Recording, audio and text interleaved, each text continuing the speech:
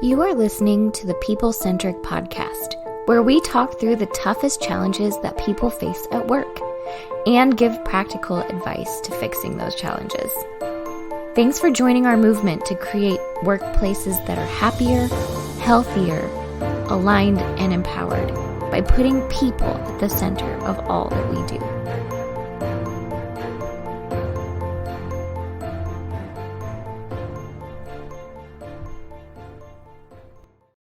Hey, people-centric leaders. Hey, we got to do a retreat with a client recently, and it's a strategic planning retreat, which we do a lot, by the way. That's a shameless plug in there. We do that a lot. We come out with your teams and we plan for the future and we facilitate it so that you as business leaders can participate in the retreat, not just run it. There's a little people-centric commercial at the beginning of this, but it's also related to our topic today.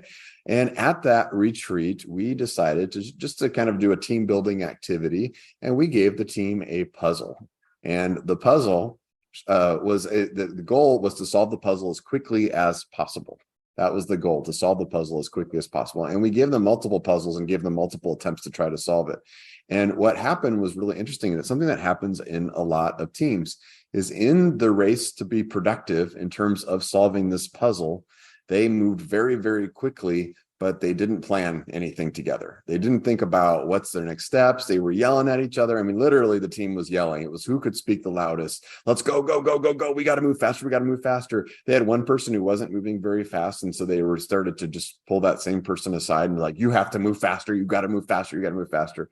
And what the result was they really struggled in solving the puzzle. Like, they were not able to solve it very quick. It actually slowed them down over time because they had this lack of planning. And also during that, I don't think it went a very long way in terms of building relationships in a short period of time. They seemed to be yelling at each other. They were getting frustrated with the puzzle. They were trying to figure out what they could do next. They started to blame each other a little bit and what was going on. And it's exactly what we wanted to have happen, by the way, at the retreat. So bring us in and we will tear your team apart from the inside by giving puzzles. No, I'm just kidding. That's not what we do. But it's a great microcosm for what happens in real life. So we wanted to bring that as a topic today. And it's this idea of productivity. We get really excited about productivity, and we've got to be able to work faster and more efficient and make sure our people are always working and they're always doing the things that they need to do. But is that really the best long-term strategy moving forward? Do we need to take some time where we're not as productive in different areas? And so that's what we're going to talk about. We're going to dive into this a little bit and talk about productivity. Is this something that is good? Is it something that's bad? How do we measure it? How do we know if it's there? When is it okay to not be productive? Or is it okay to not be productive? Or is work, work, and let's just work? When you're working, work, work, work, right? So that's the focus for the day. So our productive team that is here with us today. Today we've got our own Ben Roars. Ben is here. Ben, are you feeling productive today? You getting stuff done? Hi. I feel productive right now talking to you, Don. This feels productive. I feel good. That's a good response. You inspire me in lots of different ways. Wow. That was unscripted. Diana Royalty is with us. Diana, I just noticed your reaction to Ben. And if you're watching us on video, you can see this reaction. If you're listening to the podcast, listen to Diana's tone in her voice right now. Diana, am I inspiring you? And give me 3 ways that I inspire you. I will not be doing that today. But I will say that I am a productive human. And I don't know. I'm glad we're talking about productivity because it is near and dear to my heart.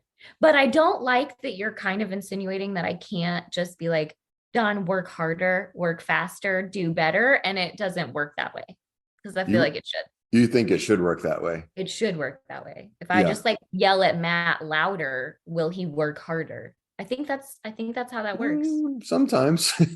Sometimes I've seen it happen. I'm going to say I have seen that happen a little bit. If Diana just gets the right. Diana's terrifying.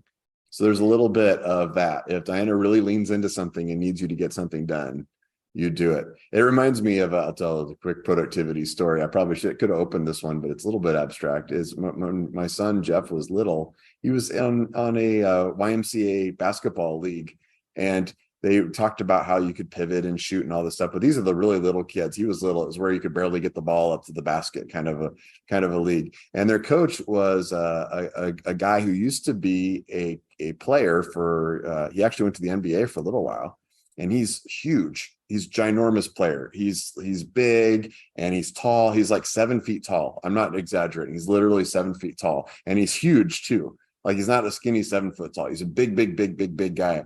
And so they're in the game and they're going around, and then Jeff gets the ball on a breakaway, like kind of near the basket around the free throw line, but he's got his back to the basket, and he gets the ball and he kind of freezes for a second. And the coach yells, "Jeff, shoot." And Jeff just throws it behind his back roughly towards the basket. He just threw it behind his back. Instead of stopping and pivoting and shooting like we've been practicing, he just threw it behind his back. So afterwards, I thought I could coach him up a little bit. Matt's really our better basketball coach probably in our group here. But I thought I could coach him up a little bit. And I said, Jeff, why don't you just take a second, catch the ball? You had time. Nobody was around you. Just catch the ball, turn around, pivot, and you could shoot, or you could even dribble. You could dribble towards it and do a little layup. And they're like, there's lots of ways. And he looked at me and he said, Dad, when the coach says shoot, you shoot. Which I have to say, if a 7 foot, large person was telling me to shoot, I might shoot too. But yeah. So that's our Diana. I feel like I need to add, you told the story about this person being huge and how he was terrifying, but I'm 4'11", so you're terrifying for other reasons. Oh, okay. Okay, good. Okay. People disappear when you cross Diana. I'm just saying. Don't cross me. Don't cross Diana. She watches a lot of, what do you watch? You watch a lot of those crime shows. I watch a lot of Dateline. Yeah, that's true. Mm-hmm. So don't mess with Diana. That's this is actually a cry for help on our podcast from our team. Please help free us from this cloud of Diana. Listen, as long as you're doing your job, we're going to be cool. We're going to be cool as long as you're getting your work done. Just get your stuff done. Right? We will not be cool. Yeah. And we get that done. And that is not uncommon on the managers and people that we work with, right? We've heard a lot of business owners and managers who are like, just get your stuff done, come into work and sit down. Like, work is work, play is play. You can work at work and play at play, right? Do those two different things. Those are two separate areas. So that's why I think this topic is really, really good. And then, of course, we've also got Matt Griswold, who often plays the role of our host and helps us to facilitate. And Matt, whenever we think about productivity, when we go to events, when you and I travel to events, which we do a lot of conferences, we go to a lot of events. What does a productive event look like for you and I? How would you say we talk about a productive event? This might be contrary to some people's thoughts here. If I'm a speaker at an event, you might say you're productive when you're on stage at the event speaking, but really we are productive the entire time. And that could be done on stage. It could be at Topgolf. Don, we have an event coming up here in a couple of months that we're going to be at. I just talked to the executive director. Hey, Idaho, we're coming to see you. Woo, Boise area. I don't know, get tickets. Anyway, there's a bowling. Boise. there's a bowling event that night, and we're gonna be at that event as well, just killing it, being productive. Being productive for us could be speaking, being productive for us could be building relationships, and being productive for us could just be hanging out and helping people talk through some of the stuff. But typically when we're at an event, we're quote unquote on stage the entire time. And this whole topic kind of reminds me and it reminds me of this idea as organizations kind of set themselves up for failure with this whole thought. And maybe this is a good way to lead into it. Don, maybe you had a different way to go, so you can reset me if you want to. But as you were talking, it kind of, how many organizations reach out to us because they want help building some sort of a scorecard or some sort of a ranking metric, right? And some of those ranking metrics are awful. Sometimes organizations are putting your managers in bad situations because I have to, according to make the numbers work, I have to put somebody in the fail category, or I have to put somebody in the achieve category. And sometimes, the only way I can base that on is if you look busy, is if you're doing stuff, is your calendar full? Are you always talking to people? Are you always, creating or doing or whatever your job might be? But at the end of the day, those ranking systems that a lot of organizations have kind of put you in a bad spot, manager, because you are forced to then start judging what production actually looks like. And sometimes we might be judging the wrong things. Does that make sense? Yeah, if you start to put your people in competition with each other on productivity and you start to reward the top producers on a lot of areas. Now, sales teams are a little bit different. That's a little bit of a different animal because salespeople are a little bit of a different beast in terms of that's got. But and if you start doing that widespread, what will happen, and there's tons of research on this and tons of science on this, is that people will start cheating. They'll start cheating. They'll say, what can I do? And I saw this. I worked for some large organizations and they would do things like, well, you got it. You always have to stay underneath budget. So then people would hide funds, hide money where they spent money, and they would do things like that. Or if it was a speed thing, they would hide how productive they were. However, some of you may be listening to that and going like, so you shouldn't measure productivity or you shouldn't look at it. No, I think it's what you do with the measurement that's really important. It reminds me of a story. I'll roll right into this part of this. Is we work with a publisher who was really thinking about, like, specifically their ads. When they go to create ads inside of their magazine, how fast does it take them? How long does it take them? And they started noticing that different people worked at different speeds, and it seemed like it was significantly different speeds.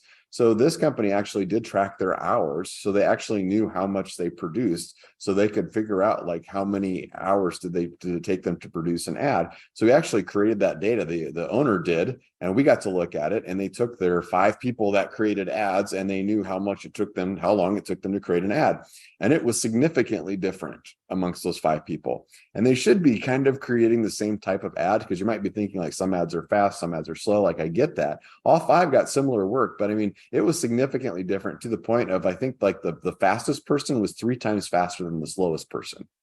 3 times. So we thought, boy, this is really interesting information. How can we use this? So what we actually did was we printed off the averages, and we sat down with that team, and we, without the owner in the room, we presented it and said, just, hey, we were pulling some data on this and we got this, and we shared it with everybody in the room. So we shared it with the 5 people that were on the sheet and said, just, what do you think about this? Is there anything here we can learn from this? And what are your thoughts? And we just gave it to them. We didn't say, hey, look at this person, they're awesome, and this person's terrible, and you're in first place and you're in last place, just like Matt talked about, because that would rip that team apart. They would stop working together. They would cause all kinds of problems. And then people would start to say, well, I just won't log my hours the same way. I can say I was doing something different than I was, or they'll start to cheat into that metric.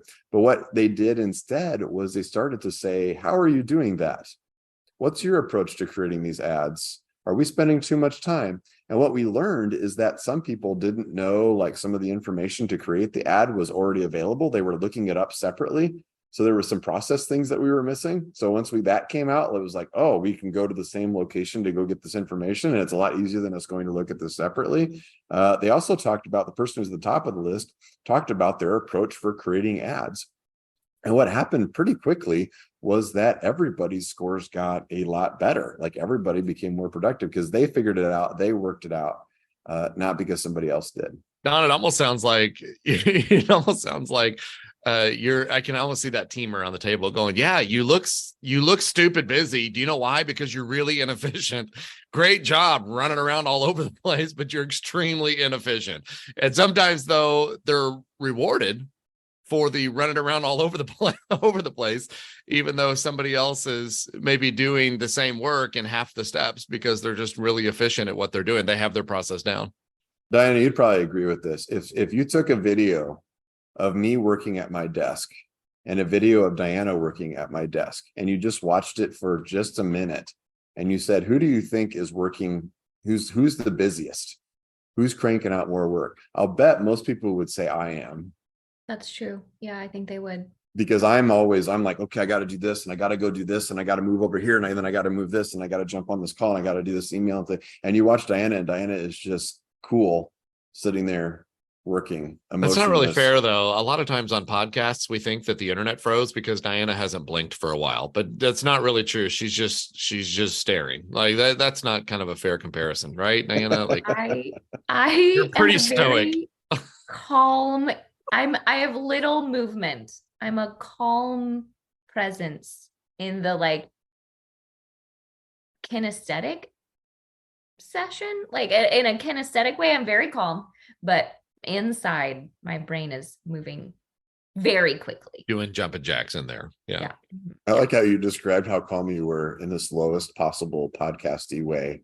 so that our listeners had to wait for 10 minutes for you to say 5 words. That was really interesting. That was not productive. Yeah. Serial killers do that too. Intentional. So there you go. My brain moving Extremely very calm, fast, but extremely calm and desperate situation. yeah, you want me in a fire, that's for sure. But my point is, everybody on our team would know who's more productive, Diana or Don. Diana is. Diana kills it. Yeah. Diana crushes it. Diana cranks out a lot of work. Diana's also very responsive, which I appreciate too. Like, we can make that a podcast as well, but it seems like by default there, Matt, that you're thinking I'm not responsive. Not as responsive as Diana. You used to be more responsive, but Diana, I can get her at a moment's notice, and I appreciate that about her. Yeah. Not that you have to, but I appreciate that. It's Matt's definition of responsiveness that I think you're deserves some attention here. If you don't respond to his email in 3 minutes, he's texting you and calling you and video chatting you, and he may stop by your house. I'm going to take this a different way, but before I do that, we did get somebody that reached out to us online today. Diana, I'm not even going to say too much because they might be listening. Somebody reached out to us online, wanted some help with some strategic planning. Don calls me 20 minutes after the email comes through and says, hey, or text me, hey, if you can't respond to it since you're offline today, then I will. And I'm like, are you kidding? I called him and I said, are you kidding? I have a 3:30 with that guy this afternoon. I've already gone back and forth. Done. It's done. Yeah, I'm talking to him. That's the level of responsiveness I need. So, future reference, if anybody does work with me, that's what I desire. Well, and that's very productive. And that's a good example for our discussion today, because I think the question is like, I think a lot of managers maybe measure productivity by whether it looks productive, not whether it is productive. Just to start with, in terms of productivity, I think we have to be careful about that. Right? Do people need to be during the pandemic? A lot of managers that I talked to literally said, how do I know if they're working or not? Because they're not in the office. I don't know if they're working. And to that, I responded, I'm like, what do you do during a normal day in the office? Are you just walking around looking over people's shoulders? Like, yep, you're working. Like, well, at least I know they came in that day. And I think that is not a great way to know if they're productive. There are some people who play some mean what do people play? Minesweeper? Minecraft? I almost said Minecraft, but I don't mean Minecraft. Minesweeper, right? Solitaire on their computers, but you came up with that one pretty fast, Diana. I don't even know if I could find solitaire on my computer, and I'm being very honest. I don't think I could. Don, can I introduce something else? Because I do know what you're saying, but what about those things where other people, I can almost hear the listeners through the podcast right now. Something else during the pandemic. Remember the the scheduled social hour, like at 5:00, bring a cocktail and everybody log into this Zoom call. I would say there was a lot of people that are going, this is an incredible waste of time. Why would I want to do that? Is that still productive? And if so, how are we defining what production looks like? There's not a metric for that, right? There's not a metric that said you didn't attend our virtual happy hour. That increased productivity by blah, blah, blah, because you attended the happy. So is that still productive? And can we talk maybe about some of that stuff? That is really what I am hoping to talk about today, because I think, I was in a meeting the other day and someone said, I need a productivity measure, right? Like, okay, great. What do you want to measure? Productivity. Okay. So who do you want to measure? Everyone. Okay. How productive do you want them to be? 100% productive, right? 100% productive. Okay. Is that realistic? You want someone to be at work for 8 hours a day, cranking out work all 8 hours of those days. And they're like, well, maybe not all 8 hours, but like 7.5. And I was like, whoa, okay. 7.5. So you're going to give them 30 minutes to like eat lunch and go to the bathroom. And they were like, well, maybe 7 hours. Like, let's just do 7 hours of productivity. And I was like, okay.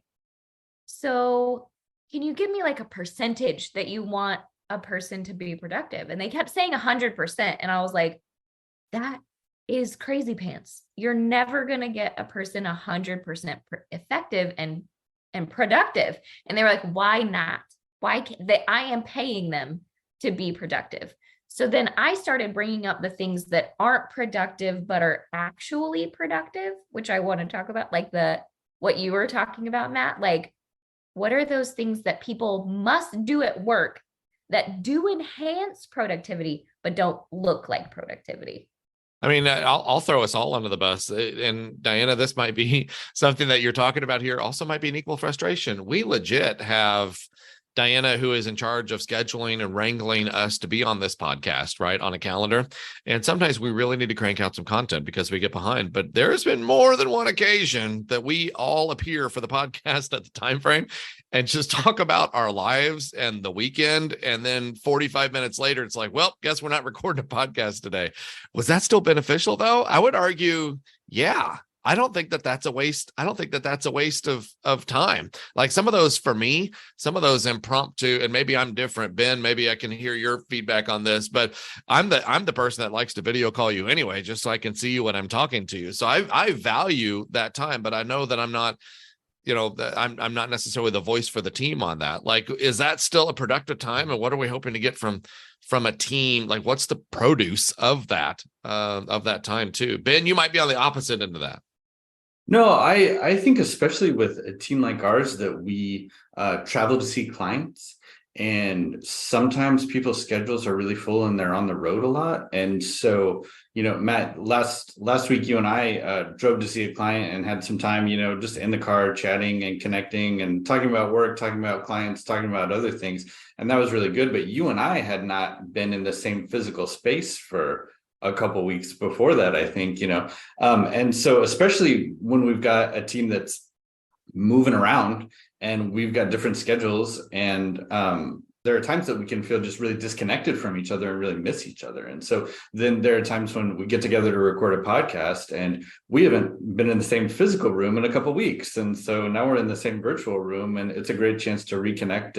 And we do communicate, we've got teams that we use really effectively. We've got those ways that we communicate and share client information and are sort of talking and collaborating all the time. But to just pause and either be in the same car on a car ride or in the same virtual room to do a podcast is pretty important periodically. And so, yeah, I think we can at times feel a little disconnected, and just feeling that connection is valuable. It's important. Yeah, you also slept in that car ride too. I don't know, and while I drove, but which is also important. Sleep is important to productivity.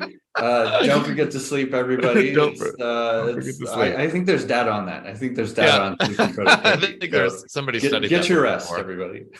I was just going to add that I think that it's really important to build the relationships. We just did a podcast on this. Like, you build the relationships in work before you need those relationships.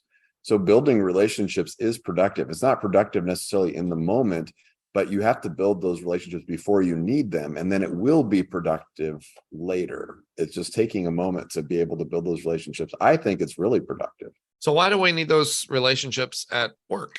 You know what I mean? Because I can hear those people on here going, you have enough friends. Like for, Don, you mentioned basketball. I have a travel basketball group, and we're going to go play a tournament on a Saturday. But I said, let's go up the Friday night before. Let's get a hotel. Let the kids jump in the pool, right? Eat some pizza and stuff like that, because that's a team. That's a team builder. But why do you need that at work at the same time? I had one quick thought on that is, at work, you have to have conversations with people of the nature, hey, do this thing, or hey, do this thing now. And so, like we were talking about the responsiveness. And so if you're going to have those conversations where you just have to be direct and get things done with people, or if you have to have hard conversations and say, hey, you didn't get this thing done that I needed you to get done. Those are so much better in the context of a lot of conversations where you just talk to them as a human being, right? And so if your only conversations with somebody are, hey, get this done conversations, that's just going to go south really quickly. And so, like Don said, you need the relationship to be there before you need it, I guess you could say. So you at work, you're going to have those certain kind of conversations, but those can't be the only conversations you have with somebody. That's not going to be good. That's not going to be healthy. Yeah. And I'm going to out myself a little bit. I'm a direct person. I do a lot of like, work is work, friends are friends. Like, I don't want to be your friend. I work with you, right? I do a lot of that. However, I do know that for a while, Matt and I struggled to work together. And I remember a very pivotal turning point in our relationship is when he asked me some personal questions in my life, and I answered honestly because I was just like too tired to like not and fight it with him anymore. And so I just answered honestly. And by the time that we had a real conversation about each other and learned just me introducing myself, a teeny tiny glimpse into my life, he instantly respected me more and wanted to talk to me more and gave me a lot more grace to be direct. And so that moment where I was like, later in the week when I was like, hey, Matt, go do this thing, he didn't stop and be like, can you rephrase? Or he didn't roll his eyes. He was just like, Diana is a direct human being. I know that she's going through these things in her life. And he gave me a lot of grace to just instantly yell at him to do something. And I still think that he gives me a lot of grace to call him and be like, can you freaking do this thing for me? Because we have built that relationship. So I know how important the relationship building is because I have seen it work toward productivity. Yeah, and Gallup has studied this. So, I mean, like one of the biggest drivers and predictors of engagement is, do you have a friend at work? That doesn't seem like that's something that would drive productivity. And it doesn't drive productivity directly, it drives engagement. But engagement drives productivity because the studies that Gallup has done have said engaged employees are 30% more productive than disengaged employees. So they are able to, if you feel good about the work and the people you do it with, then you do it better and you do it faster. Also, I think just as a team dynamic too, there's many times where on our team, we built those relationships when when we know we have each other's back and we've spent the time to build the trust and you know what each other can do, then when something does arise that's a challenge, then you can call a play and somebody else can jump in and help. And now where that's not just necessarily a productive in the moment thing, that's more like a strategic productivity, right? It's like, oh, Don's suddenly unavailable to do this presentation at this conference. Matt, can you step in and do that? I know that Matt's going to go up there and they're going to forget my name after Matt's up there. And you agreed with that really fast, Matt. I'm just noticing that. You really jumped in. Yeah, we've learned that over time. I'm glad you brought it up and not me. But if I say it, it sounds different. You know what I mean? Yeah. We're very productive. We're very also competitive in a friendly way in our travels and stuff together. But I think we have to build those relationships because it is productive. So I think that the message here isn't don't be productive. It's what is productivity really, and what does it really look like? I like Ben your points about taking some time. Yeah. Sorry to talk over you, John. If we're thinking about productivity and building trust, if you think about, okay, I need to build trust between two of my team members. I have 15 minutes. How would you use those 15 minutes? I think it would probably be just putting them in the same room or the same car or in the same Zoom and letting them chat about their lives and who they are as people. And so in that sense, this sort of space sounds to me like it kind of is maximally productive for building trust. And building trust is hard. Building trust is tricky. But these sorts of things, I think, probably build more trust per minute, than lots of other things we could try to do. I'm going to take that and tweak it, Ben, because what you just said probably made a lot of listeners throw up in their mouths just a little bit. Put them in a car together and talk about personal things. There's a lot of people that are going, no, absolutely not. I will quit. I will quit this job tomorrow.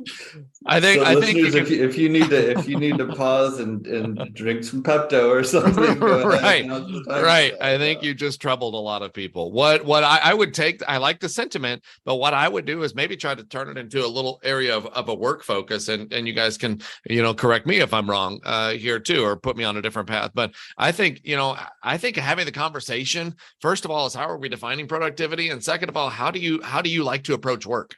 I think that's probably a good conversation to have. When do you do your best work? I think it's another good conversation. If my team expects me to be just, Johnny on the spot from 8 to 5, and then not think about it after that, we're probably at odds, because a lot of times I'm doing my best things in the evening, at night, is whenever I'm kind of firing off different things too. And so maybe having that conversation, yeah, let's have a conversation. But how do you approach work? How do you want to be communicated with? What am I doing that troubles you? What are you, here, can I create a space to be able to say, here's some things that bother me about you? I think those are extremely productive conversations there too. Not like, what's your sign? What are your hobbies? What do you, I think that's troubling for a lot of people. Like, get away from me and stop talking, or just go to sleep like Ben did in the car, and feign excitement like that. That's the ultimate test of trust. Can you sleep while your coworker is driving? Oh yeah. I would not while Diana was driving, just so you know that. You have to be alert when Diana's driving. Do not let Diana drive is really the key there. Just Diana should not be driving. I should not be driving. But I love this because I think there's so many spaces that we think about that we would think is not productive, but really tend to lead to that productivity. And it's not just the having moments with a coworker, right? Those are really important in building the trust. It's also like celebrating wins on a team. When we're doing that, we're building each other up, and we're not being productive per se, but we're celebrating our productivity. I think that making people have fun and do things together, those are not productive times, but it does build that relationship and make it more fun. And then I also think there are times where people just need to be able to think. People just need a minute. You just need to process some time, right? All of those things would not be looked at as productive, but I think are very much productive. Yeah, it's when we talk about productivity, and I there's a whole workshop that we do on just being productive. There's some things that people do at work that are pretty inefficient, but one of the things that we talk about is that there is a difference between feeling productive and being productive. And if you're sitting at your desk, I remember my very, very, very first job, like my first real job, I guess it was my second job, because my first job was telemarketing, and that one was awful. But my second job, my first, what I'd call kind of real-ish job, it was an internship when I was in school. And I got paid by the hour. And so me coming in, I felt really responsible for showing up and doing work while I was paid by the hour. So I sat down at my desk, and I had the kind of job where I had to do a lot of like research and reading and going through lists and stuff like that. And if you know me, it's not a great match for my personality, like super hyper detailed work. But I wanted to do it so badly, like I'll dive into it, and I'll overcome my natural strengths and work towards this. But I would sit there all day long and say, I'm going to work. I didn't take breaks. I didn't stop at thing. And finally there was a worker who had been working for a longer time, who just was watching me, and came over, and she was really nice. And she says, you don't have to work 8 hours on an 8-hour day. Like, you really don't. You do need to take breaks. You do need to walk around. You do need to have conversations with coworkers, not just to necessarily even to build the relationships like we were talking about, but just for yourself to recharge. Because and she was absolutely right. I can remember times where I'm sitting there, I'm like, I got to get this done. I got to get this done. And you look over the same thing 5 times before you understand it. Where when you sit down fresh, you can look at it once and get it, So it's just, sometimes there's a difference between that. And then for managers, which we kind of started this whole conversation with, is there's a difference between looking productive and being productive. Sometimes if you see people, you might see me, flipping around at my desk and flipping through papers, or looking at things, or jumping between my 2 monitors and doing things, and jumping on the phone and calling, and thinking, man, that guy's really productive. And I might not be. You may look at Diana, who's got her cold, dead shark eyes staring at her monitor, not doing anything, not necessarily being productive, and she's cranking out a bunch of stuff. Or you might see, Ben and Matt having a chat in the break room, or having, talking, or sitting down eating lunch, and thinking, well, they're not doing anything right now, but they are doing something. So I think we have to be careful about our definition of productivity. Let's go around the horn a little bit on some tips here. I think we just wanted to throw this out there. This is actually inspired. We never said what this was inspired by. This is inspired by a recent article on Apple News, and it was Mark Cuban, who we have respect for. Mark, we're not throwing you under the bus on this one, but we kind of disagree with you. Is he came out and said that he thinks meetings are a big waste of time. And one of the things he said is it kills productivity. And a lot of it is because of the extra chit chat that just happens in meetings. And that's what inspired this. It's also probably going to inspire more topics on meetings in the future too, because if you're having unproductive meetings, you should stop doing that. And we can talk about that here in the future. But what are some takeaways there from this one? What do you think, gang? I mean, I still value productivity, and I think most leaders would, but I think it's important to remember that productivity happens in a lot of different ways. I've learned that over time, but I still don't love it, and I still kind of push against it, but it's visible there. People are more productive when they feel like they're part of something bigger, when they understand the team they're on, when they trust the people they work with. I think it leads to a better outcome and better productivity when you spend some time not being productive. Yeah, I would agree. I would agree with that. I would echo those things. I would also say this: I don't directly disagree with Mark Cuban's take. In fact, there's a lot of organizations that have that philosophy too. Like, meetings are a waste of time. If meetings are a waste of time, it probably means that you're doing them wrong anyway. Like, you could proactively set it up well to be able to touch those things and create some impromptu conversation moments as well. I think the people that hate meetings are probably because they're in meetings that are, they're super inefficient. Nobody knows who's doing what. It is, maybe pockets of chatty, and we don't do a good job of facilitating the meeting. You don't have rules for the meeting. Things like that. Like, we train organizations on how to run effective meetings on a regular basis. So the sentiment of what Mark Cuban is saying there, I'll agree with that. But I also think the other side of that, like Diana is talking about, we can measure productivity in many different ways. And maybe that's the first step: is what is your end game? What's your long game? What are you hoping to be able to get out of these folks? And then how do you build steps to be able to try to get those things out of those folks? And a lot of times, maybe that's impromptu engagement as well. I think one of my takeaways is that this is one of many topics which connects to the idea of, you really got to know your people, you've got to know your team. And so I'm thinking about these differences in how we talked about how it looks different when Don's really productive, it looks different when Diana's really productive, and Matt and myself. And so I think if you're using the same sort of snapshot test to tell whether somebody's being productive, that's probably not going to get you the information you need. And so some of these things that are pretty productive, it might not look that way on the surface, but if we dig a little deeper and know our people and know how they work and know what they're doing, then that's where we get the deeper picture of whether this is productive or not. That's very good. I'm going to go back to the original example that we talked about of the team that was trying to solve this puzzle, but not taking time, thinking they had to solve it fast, so they rushed into it, right? If you take time as a team, we see a lot of folks like, hey, are you going to do strategic planning? We don't have time. We're too productive. We're too busy. We're too much. And then they're in doing all of these different things. I mean, we just came out of a strategic planning session, and the team, it's not like they lacked ideas. The team has tons and tons of ideas. In fact, the team was choking on those ideas. And we see that happen all the time. We're choking on all these opportunities, and we take little steps in all these different directions. Where what we see over and over and over happen is, if a team takes a minute to just take a step back and plan and stop doing the work, then they can eliminate some of those things or put them on a list to do later, and then focus on a few items and then get those things done. And they end up being far more productive taking that time. Productivity doesn't mean that you're always running and always doing the stuff. Sometimes productivity means you have to take time to rest, work with other people, build relationships, and also make a plan to move forward. So that is our pushback a little bit on productivity. Not that we're pushing back on it. Maybe the idea isn't that productivity is bad. Maybe the idea is that the traditional thoughts on how to be productive might be wrong. It's not about working harder or faster. Sometimes it is about working smarter and better as a team. So there we go. That's our podcast episode. Please send us more information. We'd love to get from you. Give us feedback. We love that. And we will see you next time. Thank you for listening to the People Centric podcast. We are so grateful for you joining us every week. If you like this content, please like and subscribe. Also, feel free to share on your social media with everyone that you know. It really does help us.